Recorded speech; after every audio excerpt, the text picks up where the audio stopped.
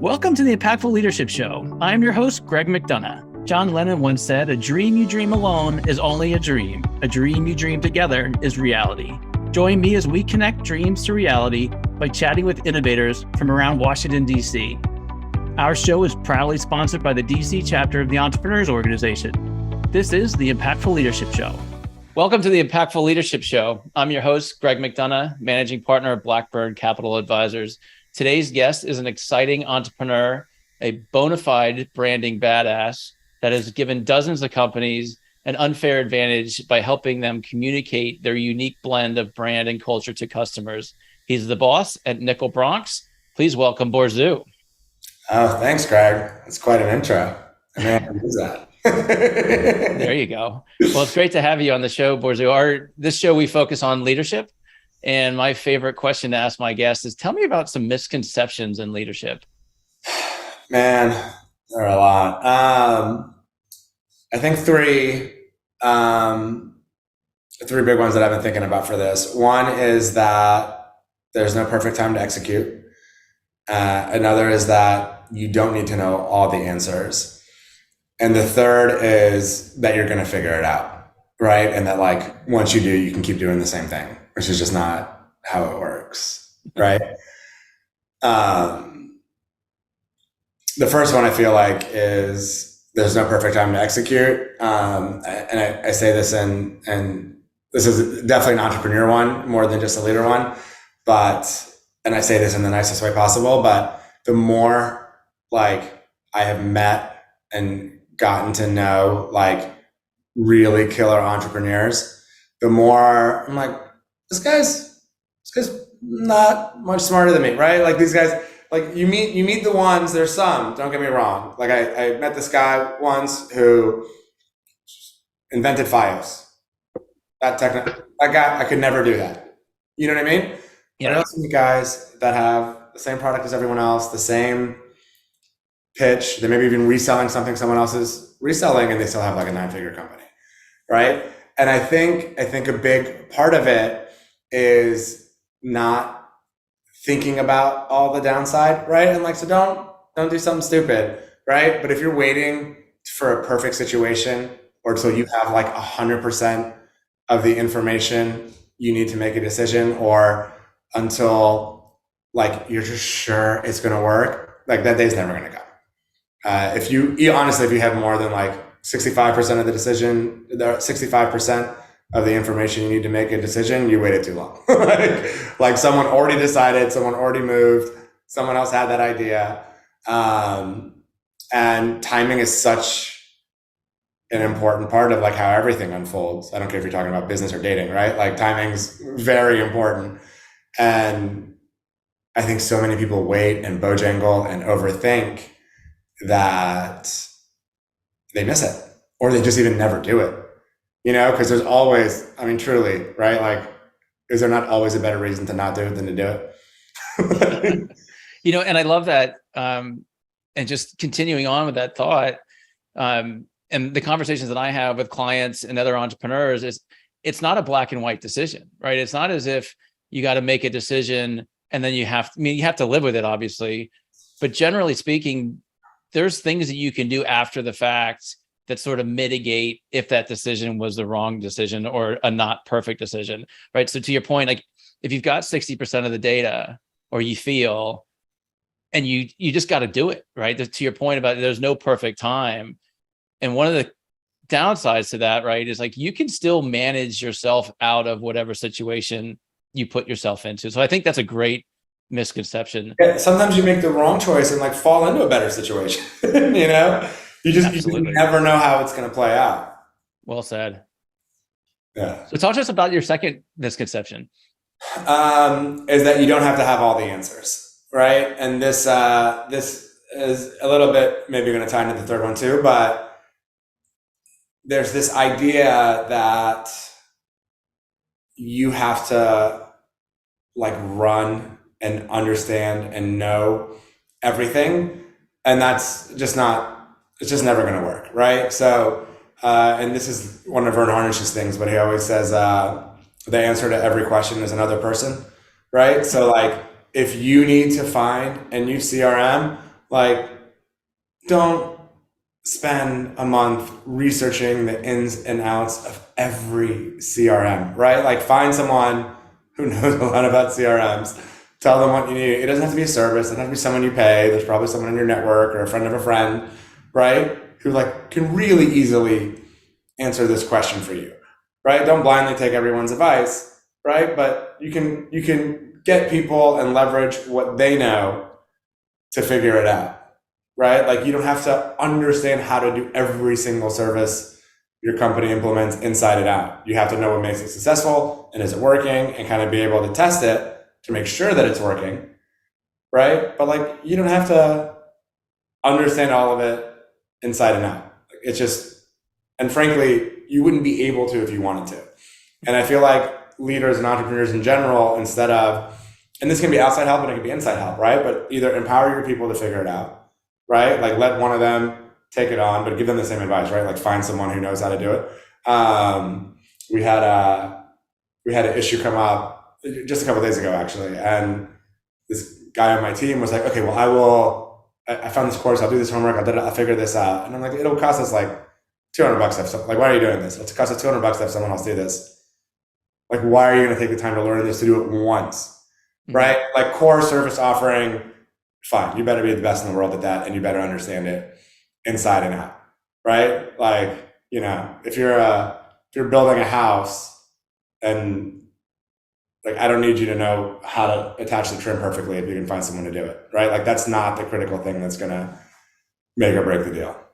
Yeah, and Borzou, diving in that a little bit deeper, or asking you for another example, do you have other memories across your career of when you wish you would have just found somebody else to do something instead of like boring through some aspect, like especially early on, like when you're first starting your entrepreneurial? Yeah, like, this maybe should have been number one. This is like my life lesson.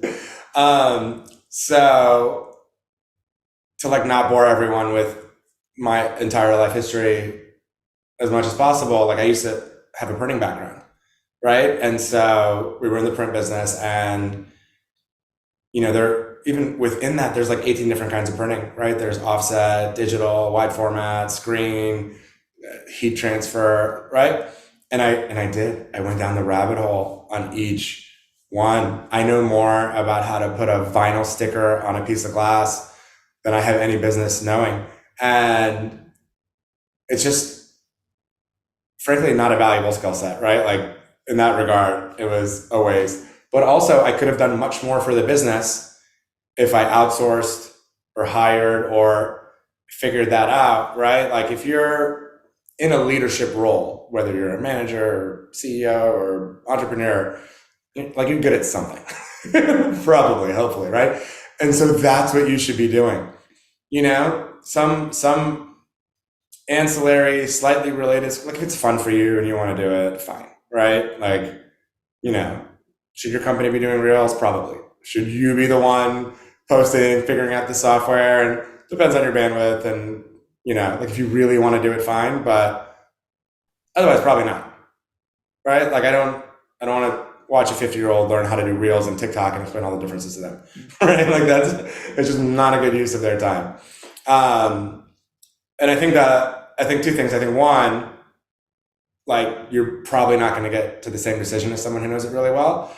But two, just the opportunity cost, right? Like, what could you have been doing instead? Like, we were talking recently about when to hire an assistant, and I think it was in the WhatsApp group that we're in, actually. And I said, listen, take your hourly rate and whatever you're actually making an hour, right? Like, not what you bill per hour, not what you want to be, like, the actual amount of money you make divided by the number of hours you work. That's like how much money you actually make for every hour you work. If it costs less than that, outsource it, right? And I still fully believe that, but it also only works if you use the time you freed up to make money, right? Otherwise, like, you know, so the opportunity cost is important, but you can't outsource your entire job and not do anything, right? At least not yet. Like, we're trying to get there. But yeah, in that capacity, right? Like, trying to figure out and understand everything to its core it's a waste of time. Like you're just not doing what you're best at. My favorite part of what you just said is when you listed off manager, CEO, and then at the top was entrepreneur. It really it made me smile. I'm biased, maybe. I don't know.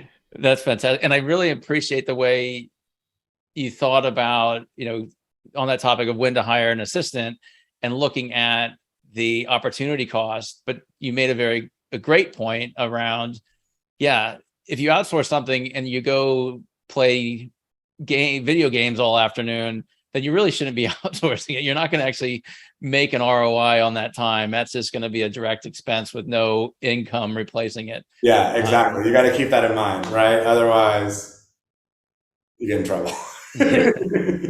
So let's jump to number 3 when you're talking about figuring things out. Expand on what you meant by that. So I think this is kind of true for life in general, right? Like everyone thinks they're going to get to a place where like just everything's fine all the time. And that's just, life is nothing but a never ending series of complications. But especially as your business grows, things change, right? And so I don't know who told me this, and I don't know if it's true, but someone told me once that for every 20% you grow, you need to redo all your systems, right? And a more common expression is what got you here won't get you there, right? So the way your business runs, the challenges, the services you have, the kind of customers you have, right? It's always evolving and changing without even factoring in competition coming in. And, there's just a million other factors, right? Government regulation could affect what you do. Look at COVID, supply chain could destroy everything in your life, right? So the idea that you're somehow going to get to a place where you're going to keep doing the same things all the time is very dangerous. And what happens, and I've seen it happen, and frankly, it's happened to me, right? These really are my lessons. Now that I'm thinking about it, you get to a place, right? Especially as an entrepreneur, but I think this happens everywhere, where you're making what we'll just call enough money, and things feel like they're going really well, and you coast. And when you're coasting, things start to change, and like, for sure, take your foot off the gas, take a break, take 100% behind that. But like, you also want to keep your eye on the ball, right? People should be tracking certain KPIs, leading and lagging indicators, so they see changes coming before it like rocks their bottom line, right? And you're going to have to change almost certainly fundamentally the way you do business, right? And it's as something as big as Twitter, right? Like these guys didn't think Elon was going to come, blow up their entire business, although it might be working out for the investors, but because it looks like he's going to do the deal. And then even like at Amazon, Bezos always tells everyone that he doesn't think Amazon will be around in 10 years. And I don't think he believes that, but it gets everyone kind of thinking, and that's the ultimate like evolution of a business I've ever seen, right? AWS would probably be a top 10 IT company in the planet by itself, and they just had some extra server space. And it's the only reason somebody was like, hey, why don't we rent this out, right? Like we remember, like no one, Gen Zers have no idea. We remember they just sold books. It's a library, right. And if you find something easy that's like on autopilot, I mean, it's probably like a liquor store or barbershop, right? But like, if you find that, great. But in my experience, like things change too quickly. And if you get comfortable and take your foot off the gas, you're going to be in for an uncomfortable surprise. Yeah, no doubt. And I love the quote you brought up from Bezos, because I believe he truly thinks that. And he thinks it because what Amazon will be 10 years from now is not the Amazon today, right? To your point about that's the perspective. Yeah, you're right. A bookstore to AWS to this to that, and now they're in everything. I mean, it's incredible. But 10 years from now, it's going to be a different Amazon than it is today. And to your point about, to our audience, as you're running your business, what your business is going to be 5 years from now or 10 years from now should be completely different, because your customers are going to change, the market's going to change, the pandemic can happen, et cetera, et cetera. So to your ultimate point, you never really get there, right? You don't get to a finish line and say, yes, I've won. It's one thing after the other. But of course, from time to time, it's important to stop and look back and just appreciate what you've accomplished. Yeah, I had a buddy who exited last year, and he was so funny. He struggled. Struggled for 10 years, right? Like 10 years into this business, he wasn't making much, like didn't look like it was going great, right? And then in the following 3 years, rocket ship. Like he cracked the code, figured it out, rocket ship growth. Went, man, I think from like 600K to like 3 million in 3 years. Sold at a multiple, sold for I think 9 million plus stock, and as they were getting ready to, I don't know how the deal came to him, I don't remember the mechanics, right? But he called me and he was very, should I, shouldn't I, about the whole thing, because he thought he could grow it, he thought he could do well.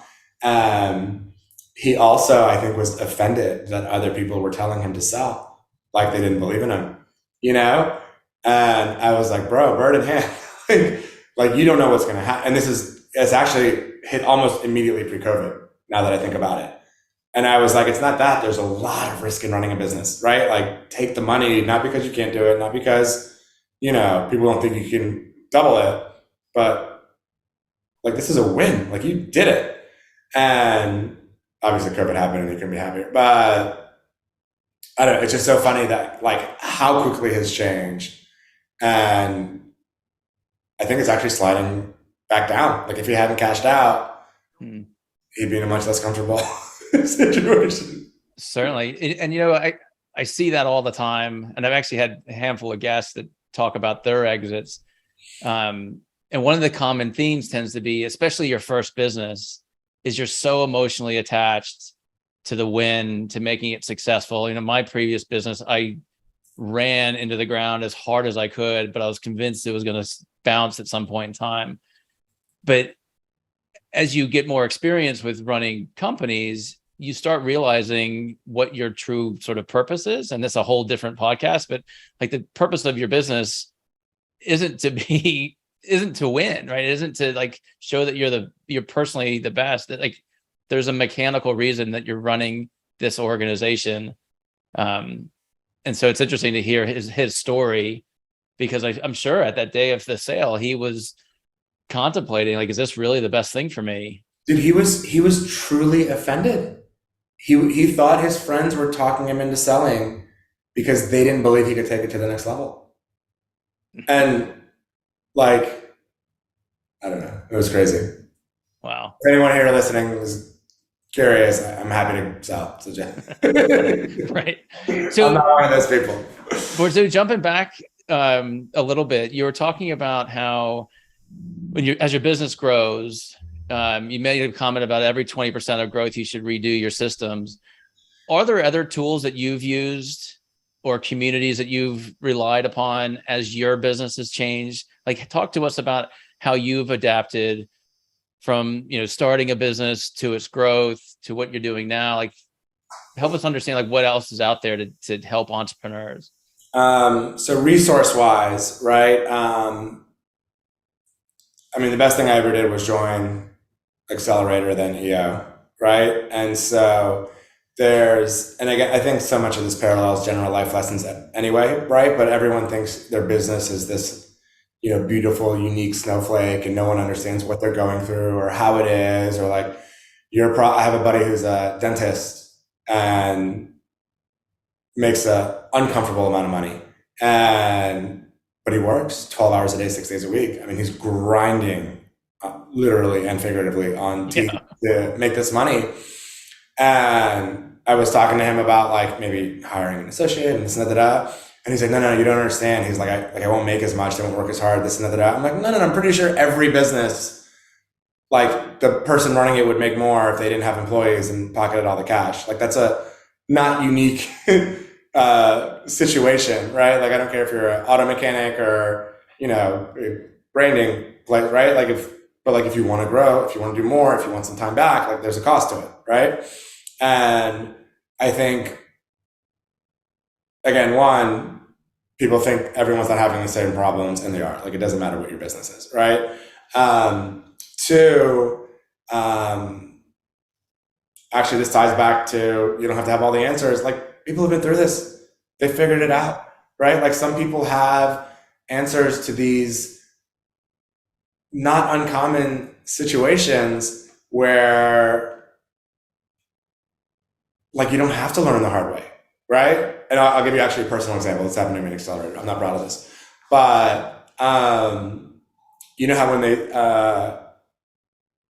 was it sales tax? I think it was sales tax actually. But you know how when they sell you payroll tax or payroll services, they're like, hey, if you don't pay the taxes, it's going to get real ugly. Well, that happened to me. So I got behind on payroll and sales tax, partially cash flow, partially issue with the bookkeeper who was doing it, right? But like by the time we figured it out, it was definitely a cash flow issue. And I just felt like such a loser. You know, like I just felt like if I was smarter, if we made more money, if I was on top of my shit, if I had a better bookkeeper, which I would have had if I had more money, right? Like this never would have happened. And I was an accelerator at the time, and I was truly like embarrassed to bring it up. Like 2 or 3 accountability meetings, I didn't say anything.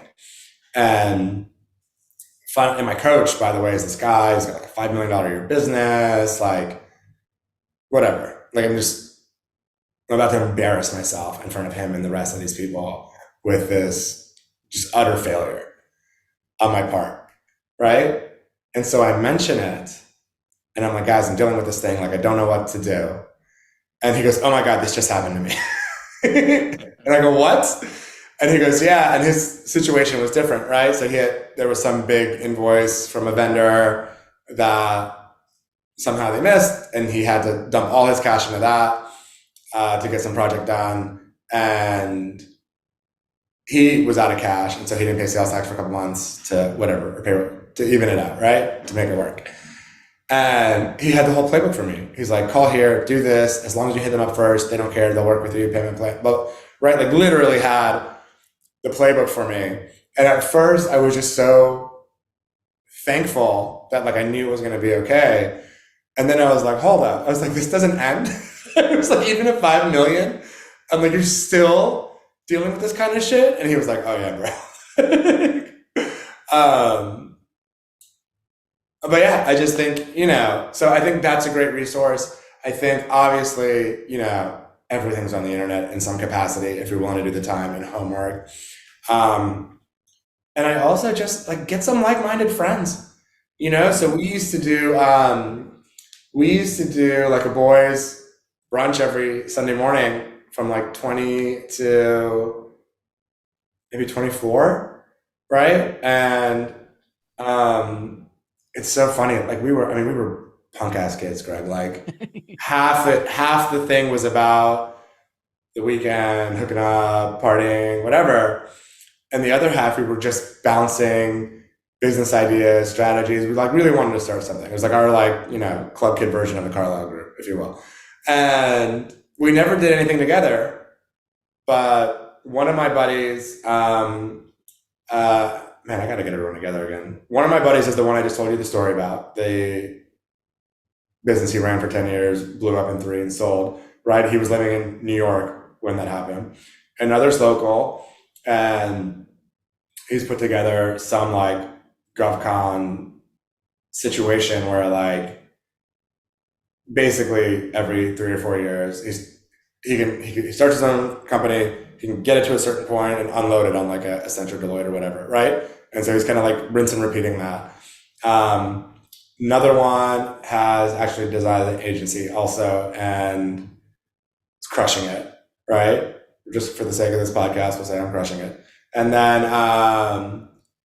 my other buddy, oh my God, he actually also had design agency, exited it, and now has a cannabis VC fund in LA. Wow. Right. And so we never even did anything together, but we just spent a lot of Saturdays.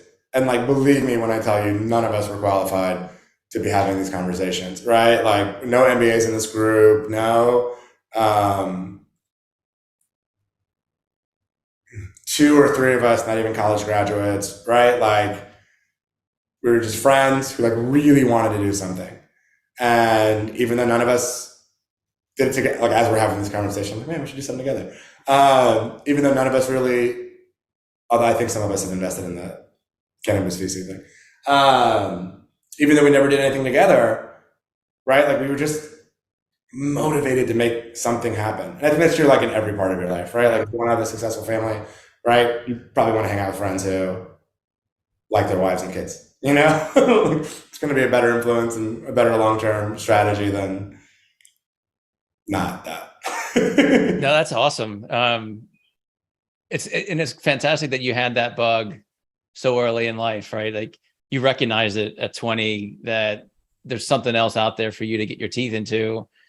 Probably didn't recognize what it was or understand what it was, but just being in that community and putting out the positive energy. Yeah. Well, dude, I tell you, my first job was a GovCon job. Actually, my first job was for a law firm. My second job was for a GovCon. And I was good. I was really good at what I did.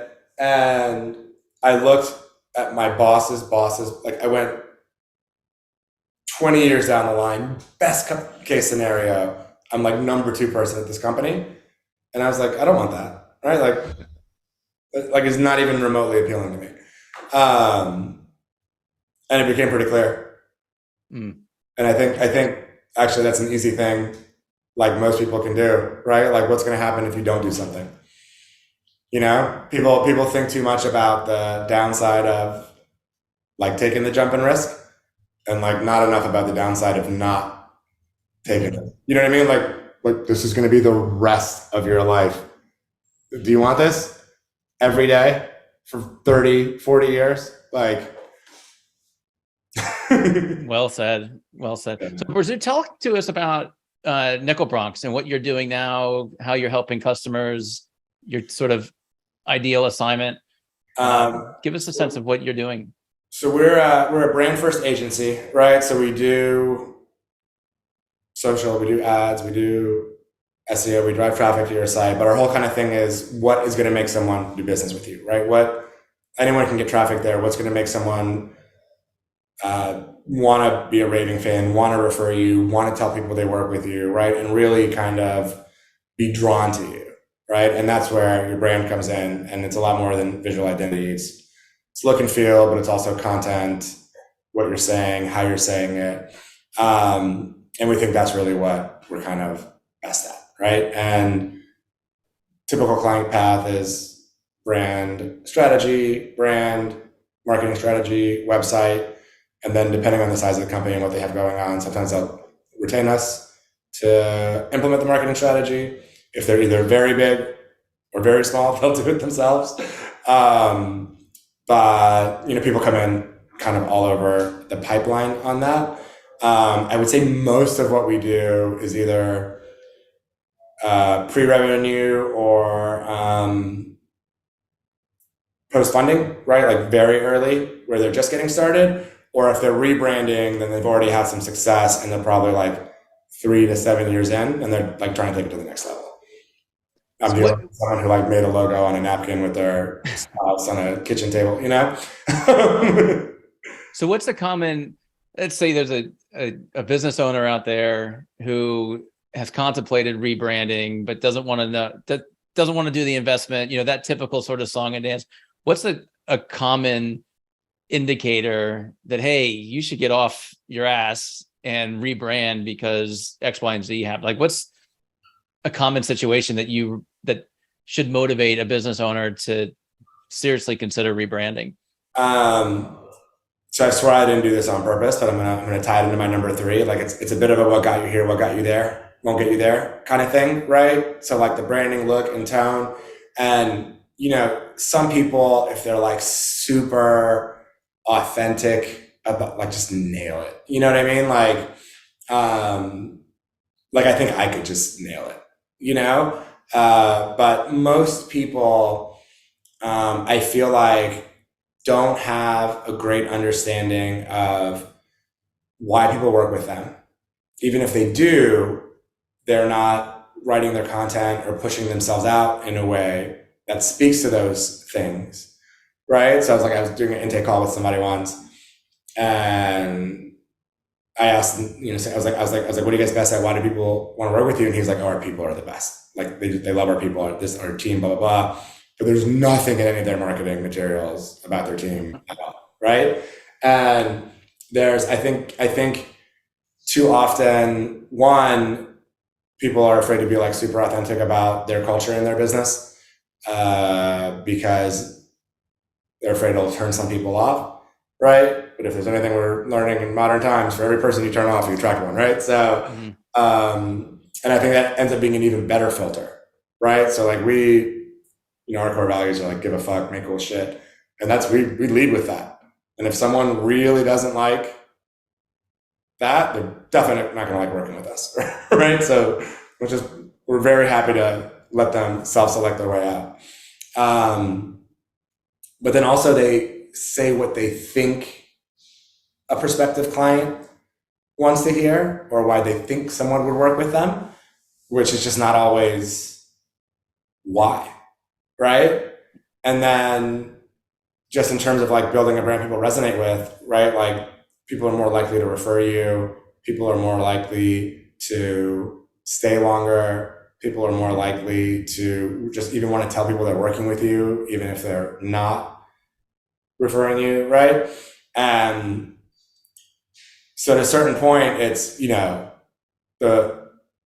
eventually the goal is obviously, it's a business, right? So the goal is obviously more leads, more revenue, but packaging it together in a way that makes people want to do that, right? Because I could spend $100,000 a month on ads for anyone and get 1 million people to your site, right? But like, if they don't want to do business with you, it doesn't matter.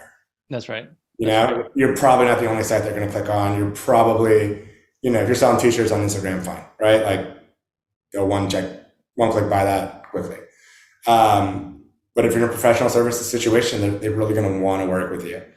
And I think that applies at every step of it, right? Not just the initial get through your site, but like your proposals, your decks, your emails, right? Like everything needs to keep pushing this forward. So I would say either you're, growing and you want to throw gas on the fire, right? Like things are going really well and you want to like increase the rate at which you're growing. Or if you're stagnating and you're not sure why, right? Like if you've had some success and you don't seem to be able to get other people to buy in as quickly as you want, there's probably something missing in your messaging. Got it.